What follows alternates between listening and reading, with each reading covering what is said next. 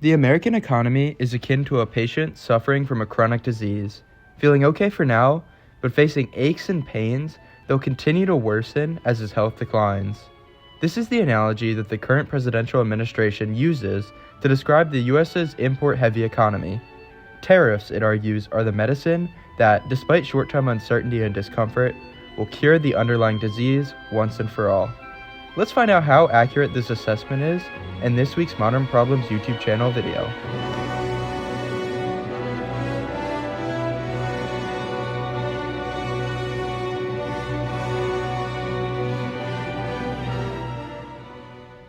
The U.S. economy in 2025 presents a paradox. While key indicators like GDP growth and unemployment remain relatively stable, underlying structural issues and trade imbalances suggest deeper vulnerabilities. To answer the question of whether America's economy is truly sick, we must examine both its current health and the systematic challenges that threaten its long-term stability. The U.S. economy has avoided a recession despite global uncertainties and domestic policy shifts. Jerome Powell and co. have been able to skirt the post-COVID challenges, threading the needle to achieve the, quote, soft landing. Real GDP growth is projected to range between 1.7% and 2.5% for the year, depending on the source, with Goldman Sachs predicting a more pessimistic 1.7%, following a downward revision from 2.2%. Unemployment remains low at 4.2%, reflecting a relatively tight labor market. While elevated at around 3%, inflation is trending downward from its pandemic-era highs, signaling progress in the Federal Reserve's efforts to stabilize prices. On the surface, these metrics suggest an economy that is resilient and adapting to the burdens imposed by COVID-era stimulus, muted growth, and growing global tensions. So from the perspective of these key statistics, America's economy is somewhat healthy. While there may be a little cold and some bumps and bruises, things look pretty good. However, this stability masks significant risk tied to fiscal policy, trade dynamics, and structural inefficiencies. As banks, economists, and policymakers begin to revise growth projections, increase recession probabilities, and de-risk amid Trump's haphazard tariff policy, these risks will likely start to rear their ugly heads. So let's examine a little blood work to see what's going on beneath the surface. So let's jump into the underlying issues, all of which can be considered symptoms of a sick or even dying economy. Should we be sounding the alarm, or is it a case of hypochondria? So first is the high national debt. Now I'll direct you back to last week's Modern Problems YouTube channel video for a deep dive on this. But just quickly, U.S. government debt has ballooned to over 122% of GDP, with annual deficits exceeding $2 trillion. Interest payments on this debt are consuming a growing share of federal resources, limiting investment in infrastructure, education, and importantly, defense. Again, look to last week's video for more clarity, but I'll reintroduce Ferguson's law. When a country's debt service or interest payments exceed defense spending, it's a key sign of an ailing hegemon in decline. Next is the aging population. The demographic shift in the United States represents one of the most significant challenges to the nation's fiscal health. By 2030, Americans aged 65 and older will outnumber those under 18 for the first time in history. This shift is driven by higher life expectancy and declining birth rates, which create mounting pressure on entitlement programs like Social Security and Medicare. Currently, these programs account for over one-third of federal spending, and by 2035, they are projected to consume nearly half of the federal budget. The implications of this are profound. With the worker-to-beneficiary ratio on the decline, in 1964, there were 4 workers for every Social Security beneficiary. Today, that number has dropped to about 3 workers per beneficiary.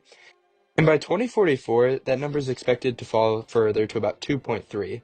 And then the trust fund depletion. So without reforms, Social Security's old age and survivors insurance trust fund will be depleted by 2033, leading to automatic benefit cuts of 21% for approximately 70 million beneficiaries.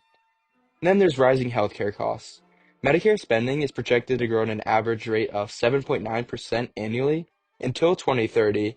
That's due to increased participation in the program and higher healthcare costs for older individuals. By 2036, Medicare's hospital insurance trust fund could face an 11% payment shortfall. I won't drag on these too much, they really belong in last week's video, but it does highlight the dire consequences of an aging population on our already hurting economy. I think an interesting case study to explore in a future video would be about South Korea's economy, as it can really be considered a crystal ball for what aging populations can do to an economy. Now, policy uncertainty. Unpredictability around federal policies such as tariffs, immigration reform, and tax changes can be considered a cause of an uneasy economy. While not necessarily symptoms themselves, these erratic policy changes are certainly a contributing factor to broader economic sickness. The uncertainty creates a volatile business environment, reducing consumer and investor confidence, making it impossible for businesses to plan. If a business doesn't know whether it'll have access to its suppliers, then how can it make 1 month, 6 month, or even 1 year plans? And forget optimizing everything when you're constantly in survival mode. So, like tariffs, these speak for themselves. Recent tariff escalations have led to retaliatory measures from trading partners like China, creating administrative complexity and rising costs just when we thought we had inflation under control. Immigration restrictions have also caused issues as cuts to immigration could reduce labor force growth, which has historically been driven by immigrant workers in America. This would weaken GDP growth and exacerbate labor shortages in key industries like agriculture, which is already feeling the effects. And then lastly, the tax policy. So the expiration of the 2017 Tax Cuts and Job Act at the end of 2025 adds another layer of uncertainty. With businesses unsure whether tax relief will be extended or replaced by new measures, the Republican Congress has gone back and forth on what the next plan will look like, but it's reported to impact American businesses while benefiting foreign ones. And I'll direct you to this Wall Street Journal opinion piece that really goes deep on this topic. And lastly, what a lot of people see as the issue here is the outsourcing over-reliance. So the overuse of outsourcing across the value chain has become a significant contributor to the challenges facing the US economy. While outsourcing initially served as a strategic tool for cost reduction and efficiency, its excessive reliance has weakened domestic industries, exacerbated vulnerabilities in supply chains, and contributed to structural imbalances that make the economy sick. And the impact of this is very noticeable on domestic manufacturing. So, one of the most visible consequences is the decline of the domestic manufacturing base. Over the past few decades, companies have moved production overseas to take advantage of cheaper labor and lower operating costs. This has resulted in job losses as millions of Americans in industries like steel production, textile, and electronics have been displaced as companies prioritize foreign labor markets. Between 2000 and 2020 alone, the US lost approximately 5 million manufacturing jobs due to outsourcing. And then there's also the erosion of industrial expertise. So as manufacturing operations went abroad, domestic expertise in critical sectors diminished. This loss makes it difficult for the US to rebuild these industries or compete globally in high-tech manufacturing.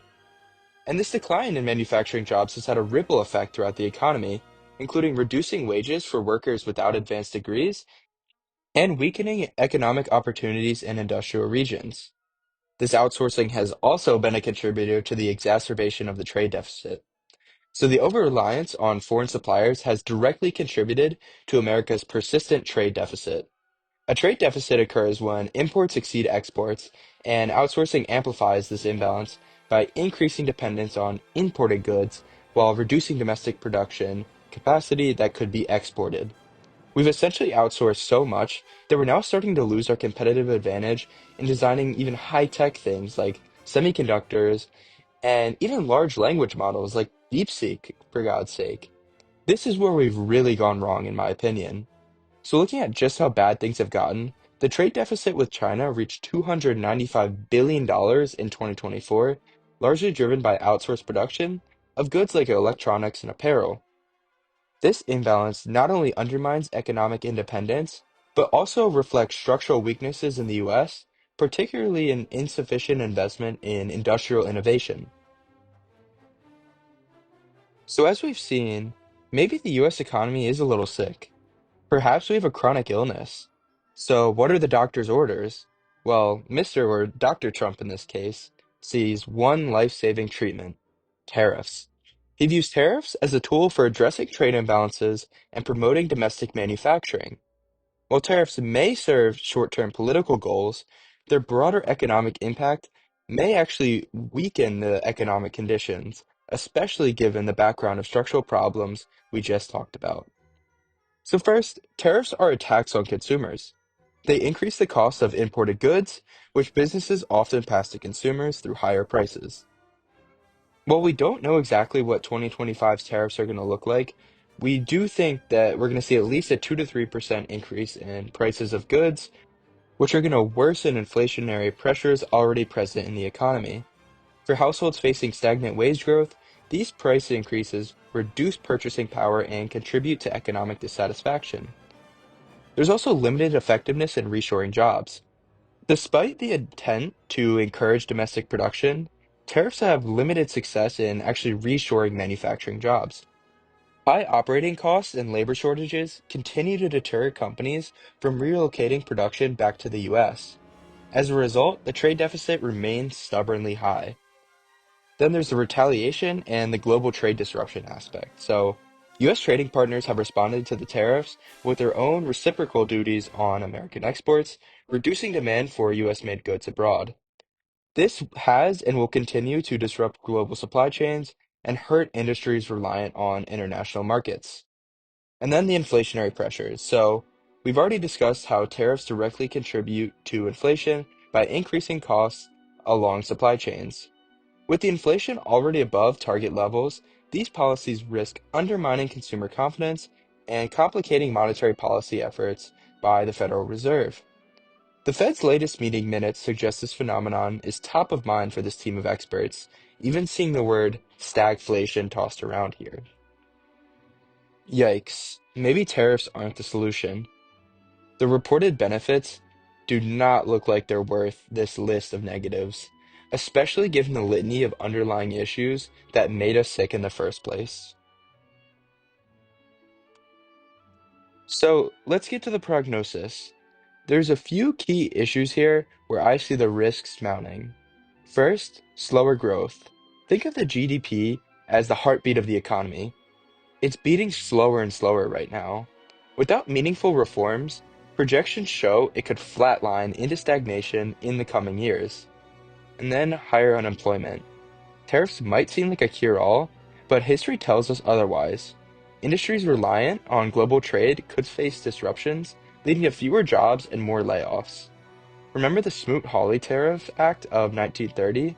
It was meant to protect American businesses, but it actually ended up deepening the Great Depression as retaliatory tariffs crushed exports and jobs.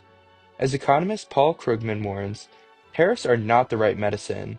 They're more like poison for an interconnected economy, just like the one we have.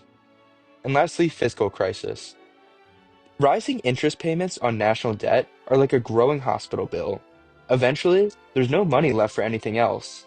Essential public investments in infrastructure, education, defense, and innovation could be crowded out, leaving the economy weaker and less competitive. And so with these tariffs, it's almost like a patient self-medicating with a harmful substance, trading short-term relief for long-term pain and suffering. And so if tariffs aren't the cure, what medicines should we be taking?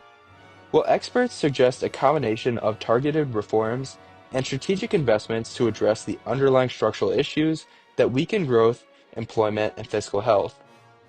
And that, ladies and gentlemen, is a topic for another week and another Modern Problems video. So thank you for watching this week's video. What do you think about America's economy? Are we chronically ill or merely going through a post-COVID cold? Let me know in the comments below, and as always, please leave any thoughts or suggestions for future topics there as well. Thank you, and have a great rest of your day.